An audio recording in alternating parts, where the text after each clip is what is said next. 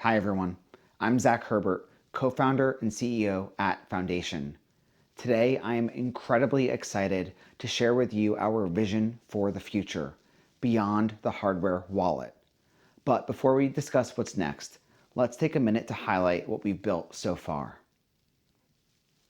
Over the last 4 years, we've shipped our mobile app Envoy alongside 2 generations of Passport hardware wallets. By many accounts, Passport is rated the #1 Bitcoin hardware wallet. Our customers rave about Passport's beautiful design, its ease of use, and its balance of both power user features and accessibility to new Bitcoiners. Likewise, our Envoy app is rated 5 stars in the App Store and makes Bitcoin self-custody easier than ever for beginners while also offering powerful privacy features out of the box, including Tor and personal node connectivity and an intuitive coin control experience. The hardware wallet landscape is crowded. There are too many options for newcomers. The core user experience is basically unchanged over the last decade. You write down your seed words, you squint at a tiny screen, you approve your transaction, and well, that's it. That works fine for ultra early adopters, but if you do the math, the percent of hardware wallet users is minuscule. Our generous estimates are 2.5% usage amongst the over 500 million crypto users worldwide. Business schools will teach about crossing the chasm, about how new technology faces obstacles as it transitions from early adopters to the early majority. But we are not even at the early adopters phase yet. The hardware wallet industry is stuck in the ultra early adopter stage, typically referred to as innovators or tech enthusiasts. Why is that? Let's look to the market leader, Ledger. Ledger's products have barely changed in the last decade. The onboarding with seed words is the same, unless you use Ledger Recover, which launched into scandal and gives third parties custody over your coins. The operating system, Bolos, is unchanged. It's built on 30-year-old smart card tech, the same tech used in your credit cards. It's why you have to load and unload apps with very limited amounts of memory. It's why you have to constantly open and close apps. And it's why the performance is so slow. Ledger's newest line of touchscreen e-ink devices were a chance to start fresh. Instead, they effectively connected the internals of the nano devices to a larger e-ink display. Ledger's newest products are an apt metaphor for the state of the hardware wallet industry. They represent a fresh coat of paint on an otherwise unchanged UX. They do not make it easier for newcomers. And ironically, ultra early adopters are growing skeptical. The Bolos operating system is closed source, so no one knows what code is running on this smart card. And manufacturing of these touchscreen devices is now with Foxconn in Vietnam instead of in France. Making things even more difficult for newcomers, hardware wallets only represent a single piece of the journey to secure your digital life. Ultra early adopters also use multi-factor authentication to secure their most important accounts, like iCloud or Google or their crypto exchange of choice. They will typically use 6-digit 2FA codes instead of SMS, and some will even use YubiKeys or other types of NFC or USB security keys. They may even use encrypted flash drives to secure their most important data or keys, like SSH keys, PGP keys, and the numerous seed phrases used across their hot wallets on mobile and on desktop. This makes things more complicated and increases the barriers to entry for digital security. But it also makes it more expensive. For example, if you were to buy a Ledger Stacks, 2 YubiKeys, let's say one with fingerprint, one without, and a hardware encrypted flash drive to store your other important keys and data, you're looking at well over $600. And you're having to buy these devices from different companies, figure out how to set them up, and then watch lots of tutorials and learn how to use them. It's no wonder most users find it easier to keep their coins on exchanges, use SMS 2FA, and use the same passwords for everything. I want to pause and emphasize how important developers are to increasing adoption of Bitcoin and freedom tech.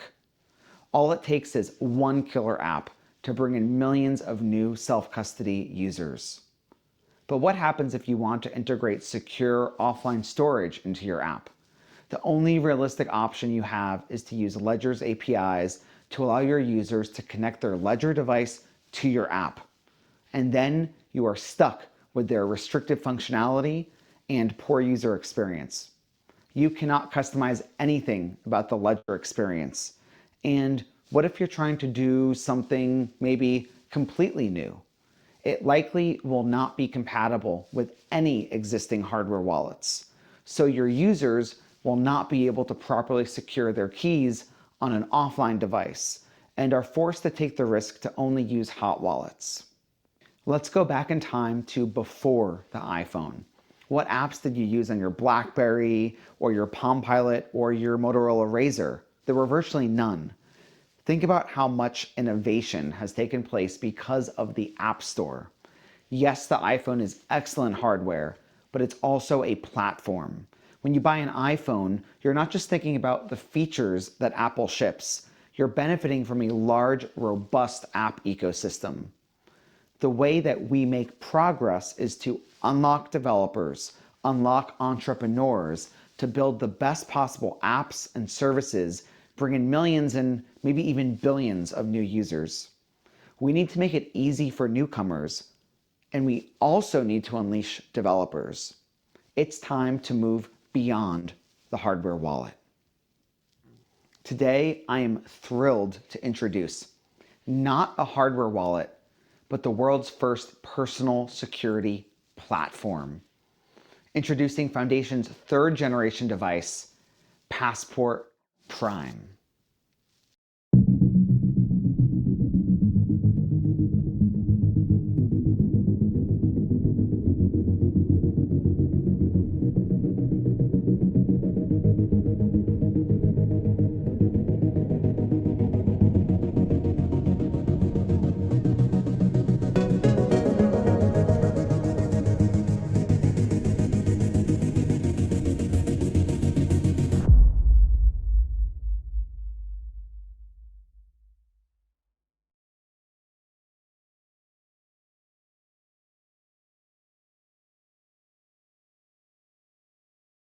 Passport Prime empowers you to secure your entire digital life with one device. Passport Prime offers the same robust Bitcoin hardware wallet capabilities as our Gen 2 Passport.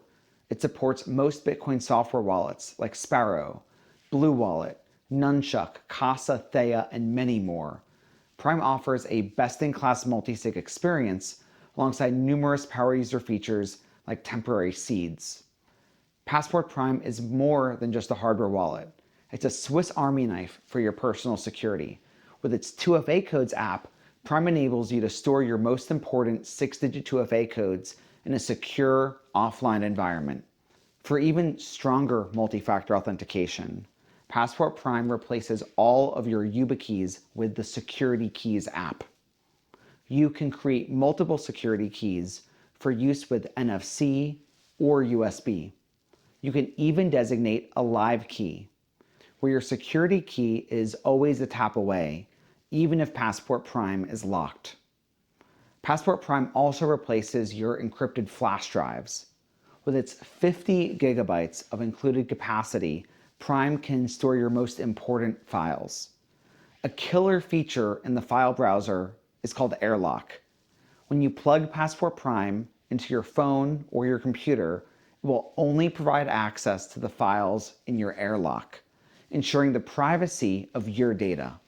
And finally, Passport Prime helps you organize and bring together all of your seed words in one place, the Seed Vault app.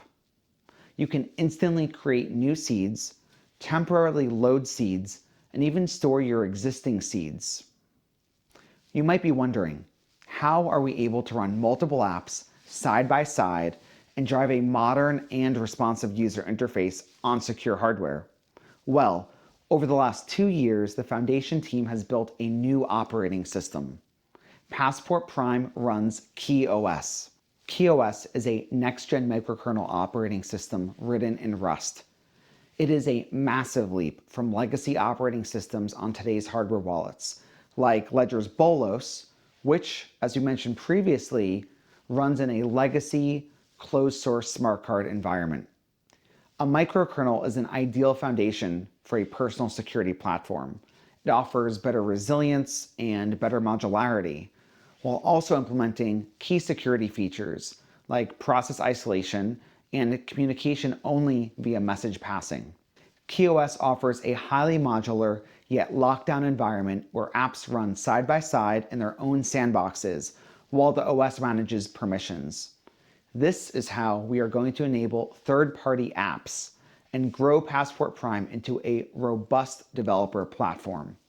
More on that soon. KeyOS is completely open source. It's built on a really impressive project called Zeus, which is an OS made by the famous hardware hacker Bunny and his partner Zobs as part of their Be Trusted project. We ported Zeus from RISC-V to ARM, built the drivers for all of Passport Prime's components, implemented modern graphics, and built the core apps that run on KeyOS. This bare metal, vertically integrated approach allows KeyOS to achieve a smartphone-like user experience running on a 500 MHz security processor. It looks great, it's fast, and it provides best-in-class security. Mid-next year, developers will be able to build third-party apps to run on KeyOS, but you won't have to ask Foundation for permission. KeyOS will offer an open developer platform. Developers will be able to list apps in our app catalog where they must be open source and reproducible, or if they like, distribute their apps directly to their users. We are so excited to partner with Cake Wallet for the first third-party KeyOS app. With over 500,000 users, Cake is a popular privacy cryptocurrency wallet with support for Monero and Bitcoin, alongside other coins like Ethereum and Solana. Next year, Passport Prime users will be able to install the Cake app for KeyOS. We think it's time that Monero users have access to best-in-class cold storage, and we look forward to bringing Passport Prime to the entire crypto industry through third-party apps. To guarantee security, all apps on KeyOS are sandboxed and receive hardened child seeds. This means that even if an app is malicious, it has no access to the master seed and cannot communicate with other apps. Developers who are interested in building apps for KeyOS can learn more on our website and sign up for updates as we prepare to release the developer kit mid-next year. In addition to building a new operating system, we've reinvented Bluetooth. Bluetooth is convenient, but so many of us are uncomfortable with its security trade-offs. It's why our first and second gen Passport use a QR code-based air gap. No wireless comms, limited attack surface, better security, right?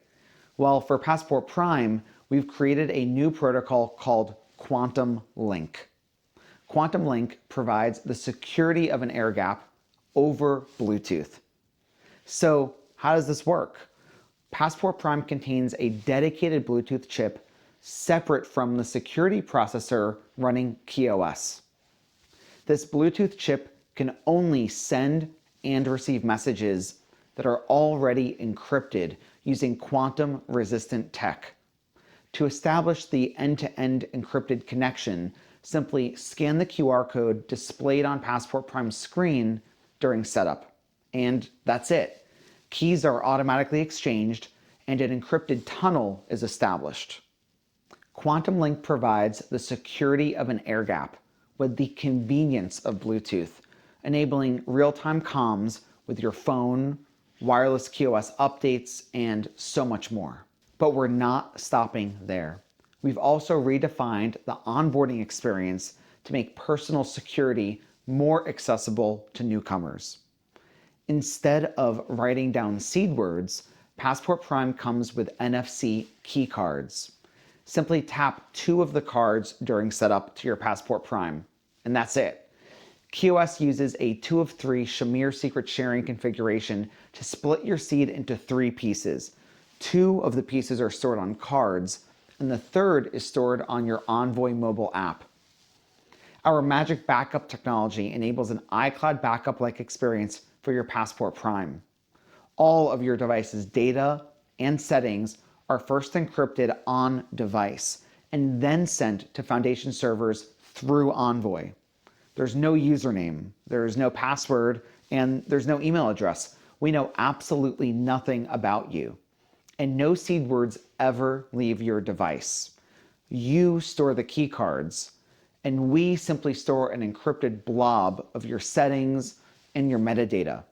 So if you ever need to replace your Passport Prime, simply connect it to Envoy and tap one of your 2 key cards. That's it. It's that simple. Your device will be restored exactly as it was. All of your apps, all of your settings, and all of your data. It really is a magical experience. Our Envoy Plus subscription with Magic Backups will cost $5 per month. All Passport Prime customers will receive a free 6-month trial. Last but not least, I want to highlight Passport Prime's incredible hardware and differentiated industrial design. Passport Prime is available in 2 gorgeous colorways, Arctic Copper or Midnight Bronze. The first thing you'll notice is the waterfall Gorilla Glass safeguarding Prime's 3.5-inch IPS high-res color touchscreen display. Beneath the display is a virtual home button with LEDs and haptic feedback. Passport Prime's aluminum chassis is CNC'd and anodized, either copper or bronze, as well as its rear cover. Protecting the custom NFC antenna is more Gorilla Glass, laser etched with our signature digital deco patterning. Inside Passport Prime is a security processor, separate secure element, dedicated Bluetooth and NFC chips, camera, and 64 gigabytes of storage, with 50 gigabytes available for your files. Passport Prime is powered by a rechargeable lithium-ion battery. The USB-C port can be used for charging and data. And because Passport Prime is fully gasketed, the device is water resistant. Foundation proudly assembles Passport Prime in the USA. We are so excited to bring Passport Prime to the world early next year. Passport Prime will live alongside our Passport Gen 2. So you can still purchase Passport shipping today for $199. Passport Prime will cost $299. We expect to begin shipping in March. If you want to get your hands on one of the first 1,000 devices, you can pre-order now as part of our early access program. But if you'd rather wait until Passport Prime is in stock, you can also place a refundable reservation for $49 to hold your place in line. Check out our website, foundation.xyz, to learn more and purchase today. Thank you so much.